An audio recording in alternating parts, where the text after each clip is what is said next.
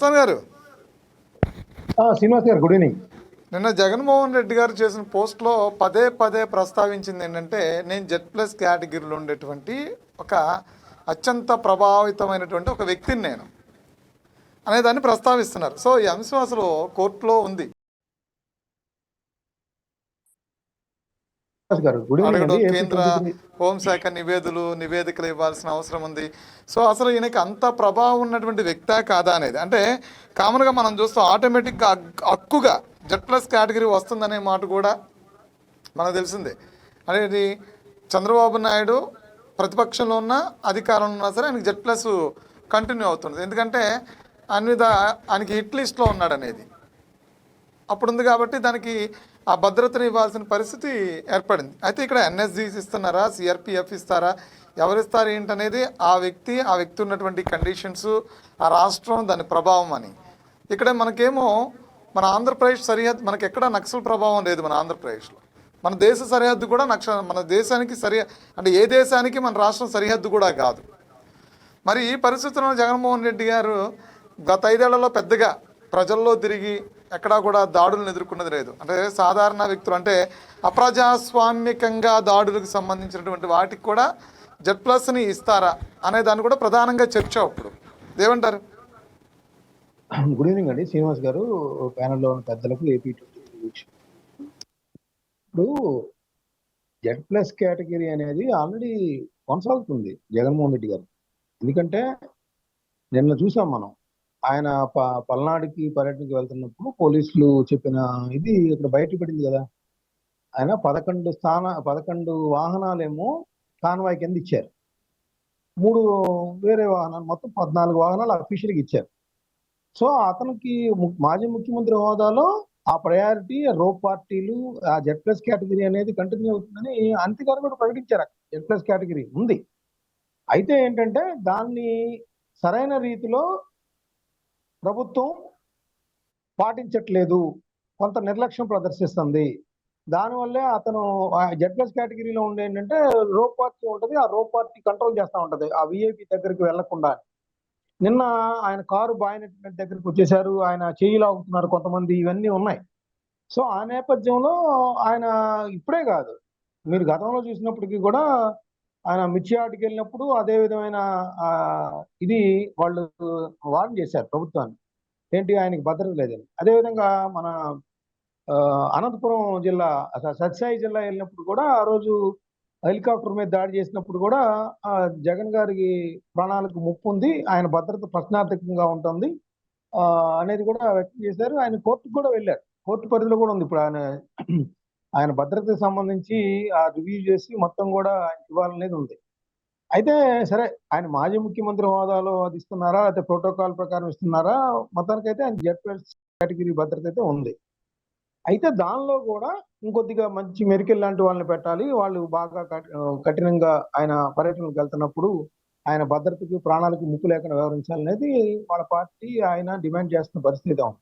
అయితే మీరు అన్నారు కదా, యాక్చువల్గా ఏంటంటే నక్సల్స్ ప్రభావిత ప్రాంతం అయినప్పటికీ కాకపోయినప్పటికీ కూడా మనకున్న ఇప్పుడు దేశంలోని వివిధ రాష్ట్రాల్లో ఉన్న దానిలో ఆంధ్రప్రదేశ్ కూడా ఉంది. మనకి ఎన్కౌంటర్ జరిగింది కదా, ఇప్పుడు చనిపోయారు, మీరు చూసే ఉంటారు.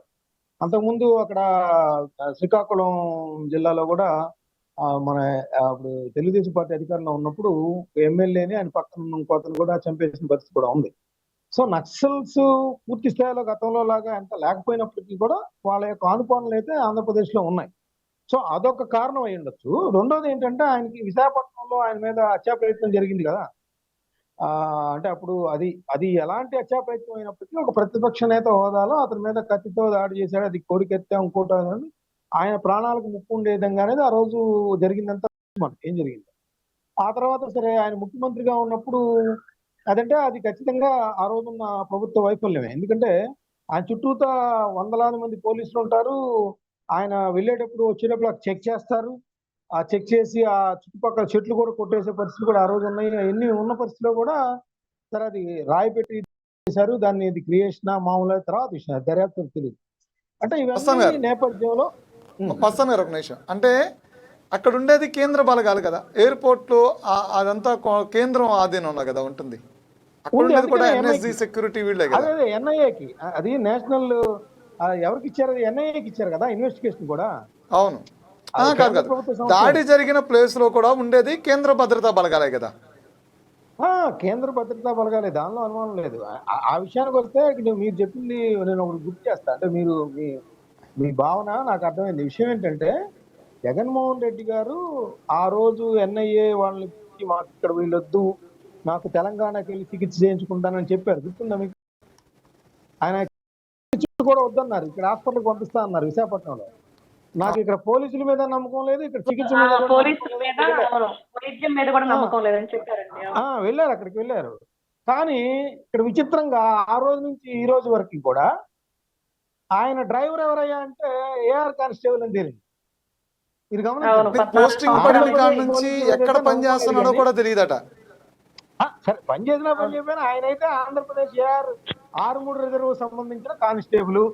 ఆ కానిస్టేబుల్ ని ఆయన డ్రైవర్ గా పెట్టుకున్నారు. గత 14 సంవత్సరాలుగానో 11 సంవత్సరాలుగానో సబ్జెక్టు 11 సంవత్సరాల నుంచి ఆయన పని చేస్తున్నారు. కానీ ఏపీ పోలీసుల మీద నమ్మకం లేదు, రమణారెడ్డి గారి మీద మాత్రం నమ్మకం ఉందనేది ఇక్కడ గమనించాల్సిన అంశం. అంటే ఇక్కడ నేననేది ఇప్పుడు చెవిరెడ్డి గారి దగ్గర కూడా అంతే కదా. మదన్ రెడ్డి గారు ఎప్పటి నుంచో పని చేస్తా ఉన్నారు. ఆయన మీద చిట్టు వాళ్ళ మీద ఆరోపణలు చేసిన పరిస్థితి కూడా ఉంది. సో ఏదైనా ఆంధ్రప్రదేశ్ పోలీసుల మీద నమ్మకం ఉండడం మంచిదే. ఎందుకంటే అది బయట ఎట్లా చెప్పినా కూడా వాళ్ళు బాగానే పనిచేస్తున్నట్టు లెక్క. ఎందుకంటే ఒక డ్రైవింగ్, ఆయన కారుకు సంబంధించిన డ్రైవర్ గా పనిచేస్తున్నారంటే ఆయన మొత్తం భద్రత అంతా అతని చేతిలో పెట్టినట్టు కదా ఖచ్చితంగా. సో నేననేది ఏంటంటే ఇప్పుడు ఆయన మాజీ ముఖ్యమంత్రి హోదాలో ఆయన జెడ్+ భద్రత కోరుకుంటాం ఎంత కరెక్ట్. ఇదే పోలీసులు ఆయన్ని మీ పర్యటనలప్పుడు మాకు సహకారం అందించండి, ఇక్కడికి ఎంతమంది వెళ్ళండి సార్, ఎక్కువ మంది వస్తే ఇలా ప్రాబ్లమ్స్ ఉన్నాయి, లా అండ్ ఆర్డర్ ప్రాబ్లమ్స్ వస్తా ఉన్నాయి, గతంలో మిర్చియాడ్ దగ్గర వచ్చింది, పొదిరెళ్ళినప్పుడు వచ్చింది, ఇలా సత్సాయి జిల్లాలో వచ్చింది, కాబట్టి పల్నాడు జిల్లాలో ఇగో ఇట్లా మాకు సహకారం అందిస్తే బాగుంటుంది, అటు ప్రజలకు ఇబ్బంది లేకుండా ఉంటుంది, మీ భద్రతకి ఇబ్బంది లేకుండా ఉంటుంది అని చెప్పినప్పటికీ కూడా నాకు మాస్ క్రౌడ్ పుల్లర్ కాబట్టి మరి వాళ్ళు వస్తారు, వాళ్ళు మీరే సరి చేయాలి అని చెప్పారు. అక్కడ పోలీస్ శాఖ అక్కడే విభేదిస్తుంది. మీరేమో భద్రత ఏమో పోలీసుల్ని అడుగుతున్నారు, కానీ పోలీసులు సహకారం అందించమంటే మాత్రం సహకారం అందించడం అనేది అక్కడ మీరు ఇస్తున్న సమాధానాల ద్వారా వస్తుంది. సో మాజీ ముఖ్యమంత్రి హోదాలో అతను జగన్మోహన్ రెడ్డి గారికి భద్రత ఖచ్చితంగా కల్పించారు, దానిలో ఎటువంటి సందేహం లేదు.